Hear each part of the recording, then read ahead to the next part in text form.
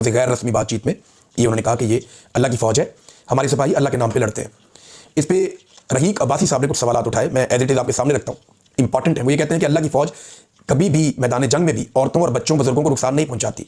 अल्लाह की फ़ौज काफिरों के शहर को भी फतह करे तो किसी के घर की दीवार नहीं फलांगती, यानी चादर और चार दीवारी का तकद्दुस पामाल नहीं होता। अल्लाह की फ़ौज गैर मुस्लिम मजहबी रहनुमाओं को भी कभी हाथ नहीं डालती। अल्लाह की फ़ौज कभी दीगर मज़ाहिब की इबादत गाहों को भी ताले नहीं लगाती। अल्लाह की फ़ौज कभी चोरों, डाकुओं और करप्ट सियासतदानों को इक़्तिदार में नहीं लाती। अल्लाह की फ़ौज कभी मुल्क के काजियों को हिरासा नहीं करती और उनकी जासूसी नहीं करती। अल्लाह की फ़ौज सिर्फ जहाद करती है, कारोबार नहीं करती।